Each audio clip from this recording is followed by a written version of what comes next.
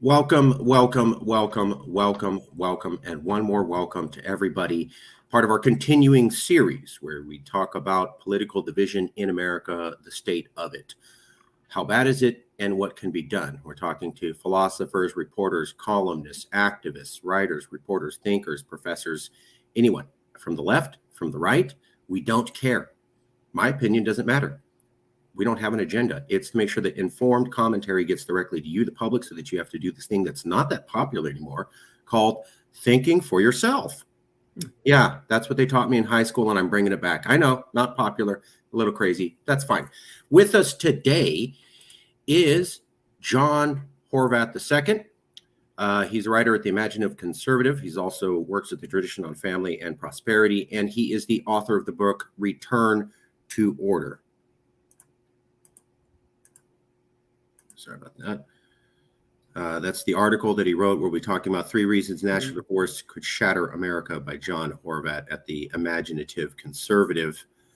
John Horvat II is a scholar, researcher, educator, international speaker, and author of the book Return to Order, as well as the author of hundreds of published essays.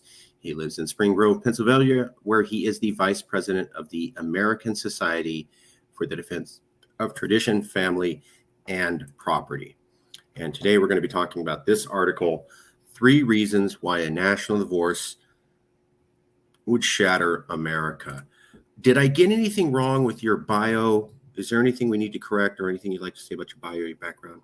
No, that's pretty much it. I'm just, I do a lot of writing and teaching and interviews about these topics. The book, Return to Order, is a book that deals with what's wrong with our culture and our economy and how the two are related. And this topic is definitely part of that subject. I was wondering if there was overlap between the impetus and the reason why you wrote the book and talking about national divorce. Both of them seem to look at a perilous future for America and how to avoid it or get out of it. Let's get right to the meat and potatoes. Why did you write this essay, and why did you write it recently? You're an American. You're a thinker. What's going on in America? And imagine this is for somebody who's uninitiated, like they just woke up in a cave. Why did you write this essay? What, is this an important topic? What's going on right now? Why did you think this was worth discussing? Well, it is in the news. The immediate cause of the article was a commentary by Marjorie Taylor Greene, where she talked about a national divorce between, well, pretty much red states and blue states, or red counties or blue counties, or red and blue, whatever. And so it is getting a lot of traction out there. There are a lot of people who are in favor of different degrees of successions from one from the other. And so it is a lot of people are talking about. I think it's an issue that's not going to go away, and we need to discuss it. It has to be. We need to develop, the reasons why. In my case, I think that we shouldn't have any type of national divorce. The issue is not going to go away. There are some critics who say that by discussing it, you make it likely. But it seems that you're saying, hey, this is an important issue. And while I'm against it, I think the way to deal with it is to discuss it. What would you say to critics who say, don't discuss it at all? You discussing it is bad for America. What would your response be? No, I mean, it is a political reality that there is great division and polarization in the country. This is something that is this polarization has only become worse and worse with each election cycle. And so to deny the reality of what's happening is not going to make it go away. To throw money at it is not going to make it go away. There are very, very profound reasons for what is happening, and those are the things that need to be addressed. You can't just when you ignore something, it is an escape. It's a wishful thinking. It will tear our country apart, and I don't want to see our country torn apart. I just find you're in a unique position because you're saying I don't necessarily agree with what Marjorie's talking about, but I do believe we should discuss it. And I saw a lot of criticism the day after she made her famous tweet on President's Day saying we need a national divorce because red and blue can't live together. And then I saw a lot of liberal news organizations. Oh, Marjorie, you idiot. There's no national divorce. You are making division by talking about this. Mm-hmm.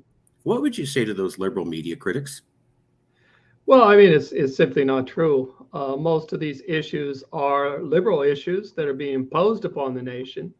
You know, things like drag queen story hours, things like the transgender agenda. All these are very strong moral issues that are attacking the status quo. They're not introducing anything new. And so if anyone is to blame for the divisions that are taking place in our country, I would say would be the liberals much more than the conservatives.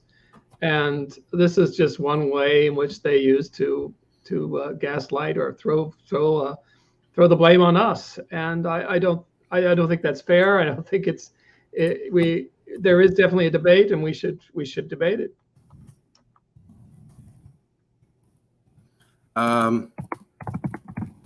I love the fact that you are a well-informed conservative, so I'm going to ask you a few more questions about that, if I may. So yes. Liberals, because I liked your answer. I liked your response to this. Liberals, you're saying national division, liberals are more responsible for that than conservatives. Liberals would say Donald Trump was a divisive figure. We never had an American president who came in and said, I don't really like you guys before. That's kind of true. I'm not taking a stance on Trump for the nature of this article. I'm just saying raw facts. Trump came in. He was a little bit, these are my people. That's not your people. They're pointing at that and saying that's different. There's some historical measure there. They're also pointing at January 6th and saying, whoa, that's next level disruptive. You said that liberals are more responsible for national division than conservatives. What would you say to liberals who say, oh, yeah, what about those two things? Well, I mean, that it's not to deny that those liberals are that these divisions are real, and that the conservatives are not involved on them and are not pushing back. But a lot of it is pushback and not push forward. What we're seeing on the part of the liberals is much more, in your face, trying to impose a liberal system, a morality that is foreign to our national heritage and upon a population. So, I think the aggressive party is the Liberal Party, but that's not to say that the fight is not strong and does not lead to two incidents like the two that you mentioned. I mean, of course, we could mention the two other incidents like the Black Lives Matter riots and a lot of the other issues that took place during the COVID time. So it's not there is a fight going on. I think it is a very important fight, but we are not to blame. I think if anyone has the shock of so many things that are happening today is causing pushback and not pushing forward like the other side. I really appreciate your answers. I appreciate you being willing to let me ask you some difficult, awkward questions and giving sensitive answers to them. I appreciate, instead of just sound bites that you heard. That's exactly what we're trying to do here. We're trying to get past the sound bites to what's going on. Okay, let's get to the essay.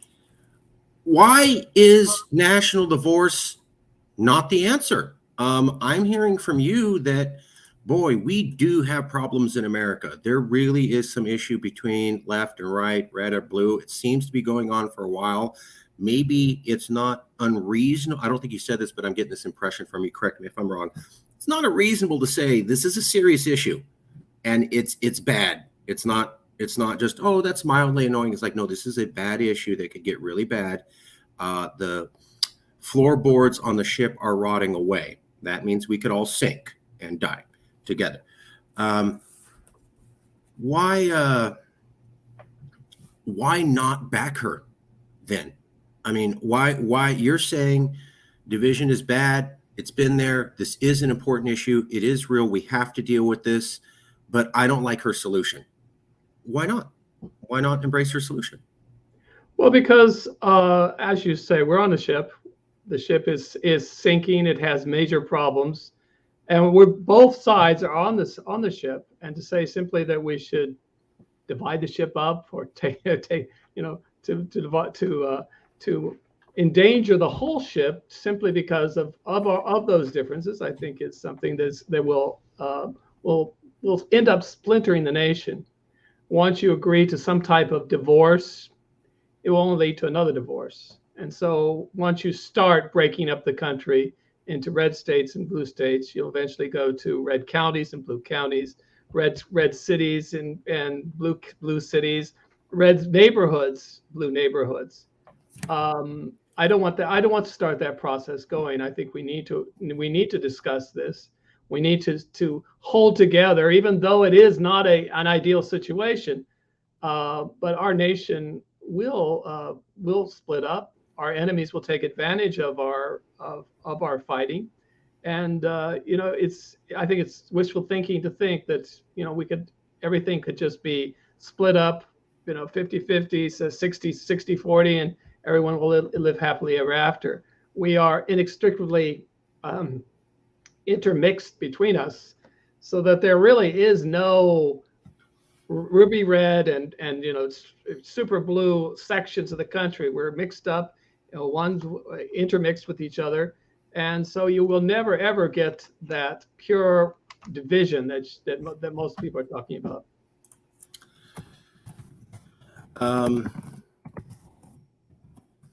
Okay, but to pull something you said, and I'm going to pick on you just because you're doing really well. Not to be mean or anything, but I hope you understand. We ask tough questions, but we let people know here it's coming. No gotcha journalism. It's coming. Mm-hmm. I'm they're coming. Okay. Transgender story time. Yes. Women having abortions, 30 before age 30. Mm-hmm. You name it. Sounds like you're not exactly for that. I've talked to other conservatives and they're not for that too. How do we get people to come together? Because I know a lot of liberals. Hell no, you're not going to take away a woman's right to choose. Right. And you are basically a Nazi discriminating. If this guy wants to dress up in a dress and go talk to 2- and 4-year-olds and tell them that's a cool thing to do, how dare you take away his rights? How do we bring people together over those issues?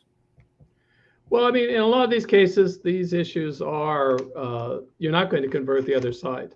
I don't have any illusions, because I know I've protested too many times in front of these places. But we do need to fight. We do need to be engaged in the culture. To disengage from the culture is one of the worst possible things you can do. I am an enemy of the Benedict option that says, we simply get into our little communities, stay in our communities, and live happily ever after. It doesn't work that way. We're engaged in a culture war, and I have read liberals who say the outcome is not decided, and we until that outcome is decided, we need to be engaged in that fight. How does this work? I can't convince liberals of conservative values. We can't get past these certain issues. Polarization is horrible, but let's not split up. I'm sorry, but it sounds like you're saying, let's ride this train till it goes off the cliff. How is that? I don't want it to go off the cliff. Obviously, I don't want to go off the cliff. I think many of these issues will, if you fight back, if you push back, we will reach some kind of, let's say, an agreement where it will stop the impulse of these things from happening. For example, the abortion issue in 1973, or when it was, or 50 years ago when it was instituted, everyone said that was an issue that was a lost cause. It was supposed to be over with 50 years ago. That hasn't happened. It's a big issue in 2023, largely because of grassroots actions that have mobilized huge numbers of people and changed the public opinion, so that today, there are, many polls say there are 50% of Americans who are in some way pro-life. Obviously not to the degree I would want them to be, but we have changed the debate. largely through our being engaged in the culture. And that's what I think we need to do. We need to stay in the debate, engage in the debate. It's not going to be easy, but the other side does have just as many problems as we have. And so I think we need to fight it out. It's possible to convince some liberals to maybe approach a neutral ground. Sure, and a lot of these liberals are also mugged by reality at a certain point, and they see that many of these things do not work out, and they will come over. I mean, there are just lots of examples of this. I think we can't see it from a numerical point of view. Say, well, look at it from the point of view of numbers. Numbers are important, but that's not what moves history. What moves history are impassioned people for a cause, and that through the contagiousness of their passion are able to convince whole nations. That's how history has normally happened. And so it's not a popularity contest of saying, well, let's see what, how much we can get one way or one the other way. It is who's more passionate for their cause. Marjorie Taylor Greene, good spokesperson, bad spokesperson. Some people have said, hey, important issue, but God, what a horrible person to bring it up. Or I've also heard, hey, she's truthful. She doesn't care what critics say. She's the perfect person for this message. How do you stand? Well, I mean, I think she obviously agrees with some of the positions that I hold, especially abortion, transgender, all these issues. But at the same time, she is libertarian. She herself is divorced. I mean, she's not a family person. She doesn't embody all the ideas of Christian civilization that I would hold true, and much to the contrary. Marjorie Taylor Greene says, hey, we need a national divorce because we can't get along. And in response, the newspaper said, oh, Marjorie, we don't need a national divorce. We need marriage counseling. There was a famous Utah governor who said we need marriage counseling. That was reprinted in about 25 to 35 newspapers. Yet, no one defined it, which I found odd. Here's the solution. It's an apple. Okay, what does that mean? I don't know, but it's an apple. There's the solution. So what is marriage counseling for 300 million people that are as polarized as we are and January 6th look like? Who is the marriage counselor, and how do they bring us all back together to a happy union? Yeah, I mean, I'm not the author of the idea of marriage counseling, but it is in a certain sense, kind of. I don't think it's going to resolve the problem. It will mitigate the problem. It'll put it off a bit. It'll get people talking at least, and not and take away some of the edge of the thing. But I don't think it will resolve the problem, because you'll probably not get into the deeper issues that are involved. It's not a political problem. I don't think it's an economic problem. It's a moral problem.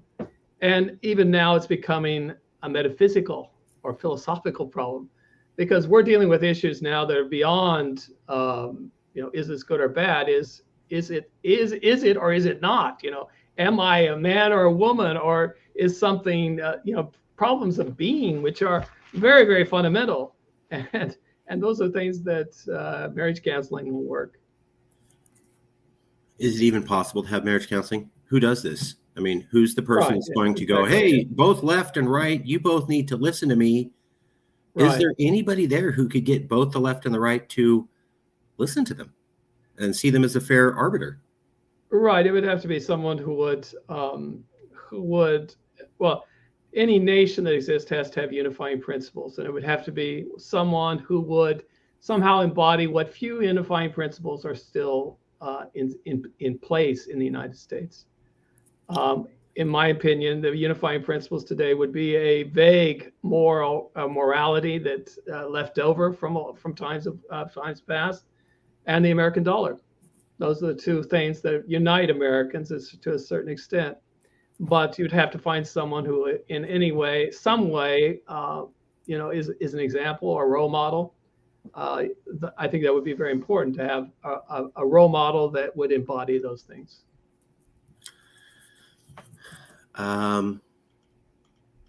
Federalism. Is Yes. federalism the solution? Can we just devolve powers from the federal governments to the states and everybody's going to be able to calm down? Well, I mean, that's what we pretty much have now. We have red states and blue states that have devolved in many of these issues.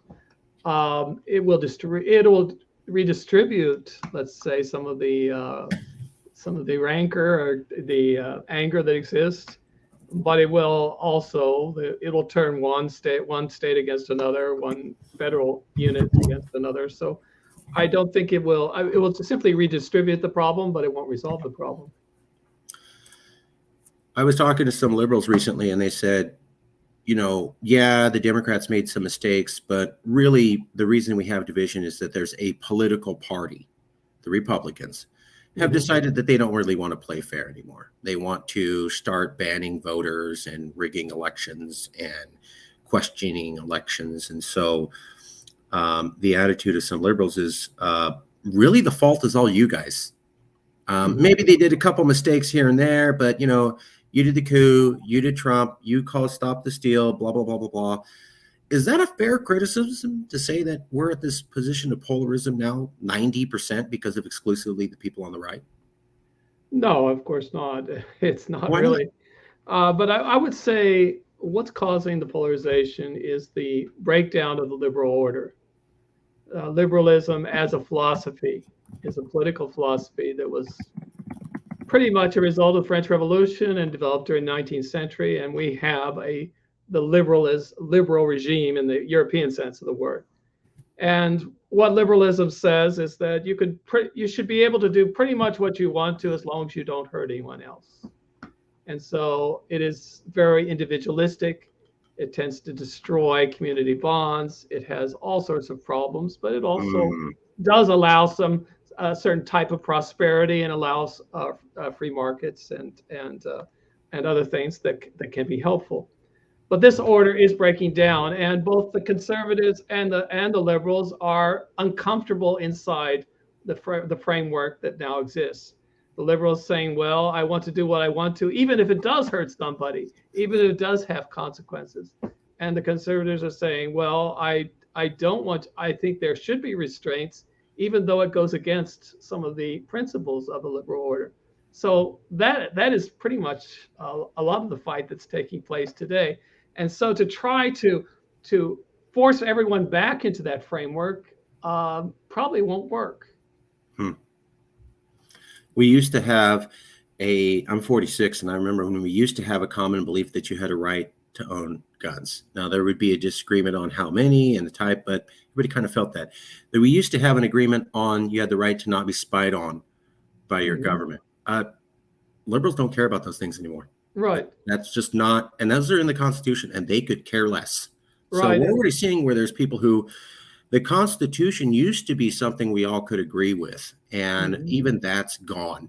I mean, in the last 10 years, it's just wiped out. I remember James Clyburn, the Democrat who nominated Biden so that he could win the presidency, went on TV and he goes, people just don't care about their right to privacy anymore. And he was kind of shocked while he was saying it. But it was like, oh, damn. I remember that being a quintessential American right. Made us different from the Soviet Union and China. Now no one cares on the left. Let me ask you, we're winding down. I want to ask you two more questions. The solution is for conservatives to fight back, get involved, don't just concede the culture war. What happens if this doesn't get better? If we don't come together? If the level of polarization as we are just continues in a straight line trend going as it is, and there really isn't a pushback trend, where does this go? If there's no pushback? If there's no pushback and the way we are polarized now just continues, the level of increase of polarization we're at just continues straight line up into the future. There's no real marriage counseling or return to federalism or winning or abridging the culture war by conservatives. Maybe they don't even try. Maybe they can't pull it off. What happens in the next 10 years? Well, definitely. I mean, it is the liberal side, the side of the liberal order that does not like restraints is working toward a society without any restraints. And so any type of sexual relationship that is restrained should not be restrained. Any type of, let's say, um, responsibilities and duties that people should assume should not be assumed. So the natural tendency is toward entropy, is toward a decadence, a decay, a destruction of the structures that are in society today. And that's largely what's happening, and that's why we're fighting back.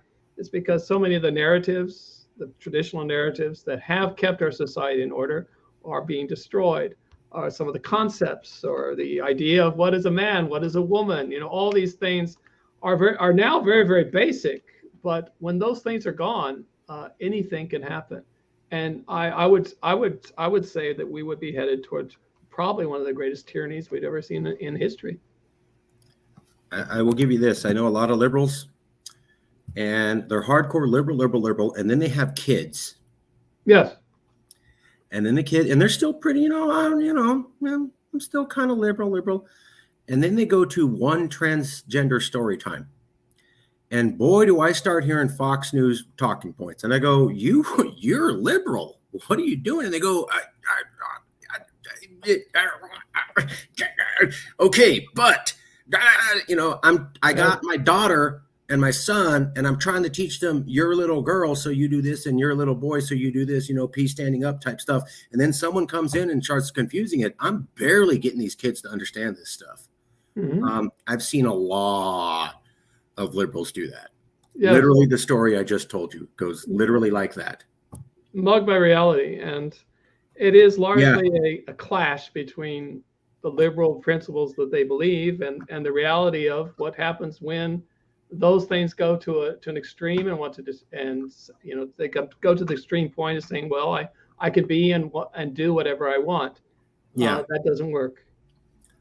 Just something I've seen, not taken aside, just something I've seen. A lot of people, I'm liberal, and then suddenly they have kids and they start seeing stuff and they start talking like Fox News, and you bring it up to them and they're not even aware they're doing it. Right. When you bring it up to them, it's like literally those 1950s cartoons where smoke comes out of the robot's ears because it cannot compute. Yes. I've seen that a bunch. I'm not taking sides. I'm just saying what I've seen, trying to be neutral. Okay, I call that a neuralgic point, in a lot of these things are what I call neuralgic points. They are internal contradictions in our systems that cause short circuits. I mean, this one person I know, she still believes in safe places and non-discrimination and the patriarchy's bad and all that, but her eyes roll into the back of her head when she's trying to explain how she does support LGBTQ, but she really does not like transgender story time. And she has trouble explaining it herself, even to herself. Mm-hmm. That's something they're struggling with the absolutely. Which kind of backs up what you're saying. I'm not saying I agree. We're trying to stay neutral, but this is at least something I've seen that backs up your point of maybe liberals are going this way, and then suddenly reality smacks them right in the face. At that moment, they might have. It definitely does happen, and it happens more and more. Especially when things go really radical and just cause these clashes, and that's the natural tendency of these trends. They naturally tend to accelerate as time goes on. She's got one daughter and two boys, and she's trying to teach the boys, don't hit your sister. Because I beat the crap out of my brother as a little boy. It was stupid. It was immature. Mm-hmm. Boys do this. You should not be hitting women. And you need to start teaching them that at an early age. Yes. And if you get it confused, there's just some things that maybe they don't know when they're grown men. And that is a problem for all of us. Right. Grown men who do not know how to live in society are a problem for all of us. Right. Doing what you want, as long as it doesn't hurt anyone, often does hurt someone. Boys need structure, or they turn into problems. Absolutely. When they get older. A man without structure and rules and commitments is a dangerous, dangerous thing. I'll just put that out there. Last question. I want you to place yourself outside of yourself. You're a third party. You're watching this interview. You're not you. You're not me. You're a third party. you were watching this and we had a pretty good conversation. I really liked you taking some of the tough questions and giving some thoughtful answers. And you're watching this and you don't, it's 5 days from now and you don't exactly remember everything we said, but 5 days from now, there was this one thing that the interview guest said, and you just can't get it out of your head. What is that one thing you would want the audience who you've never met to not be able to forget 5 days from now? Very good point. That's something you should have to. I would think it would be that I would want people to say that we need to engage the culture. It is to simply walk away from you cannot walk away from the problem. We need to engage the culture. If we don't do this, it will have drastic consequences. We need to keep it to be involved. That would be the one thing I'd hope people would say. That was good. Do you have any recommendations? Do you know anybody who might be willing to be part of an honest conversation like we're having here? Interesting. I'd have to get back to you on that just to see what they would be. Yeah. Okay. I'll email you in a couple hours a copy of the video.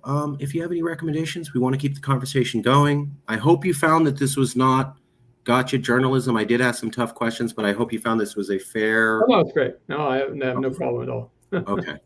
This is a fair. We are going to do controversial questions, but we're not trying to get anybody. We're trying to get people to here's what I really think. And then you, the public, are going to have to think for yourself based upon listening to a bunch of conservatives and a bunch of liberals. And I'm not going to give you the answer. You're going to have to actually use this and come up with your own opinion. So sorry, that's the way we're doing it here. John, thank you for being here. All right. That'll end our interview. I will email you in a little bit with a copy of the interview. And I want to say thank you so much for coming out. All right. Anytime. I appreciate it. All right. God bless.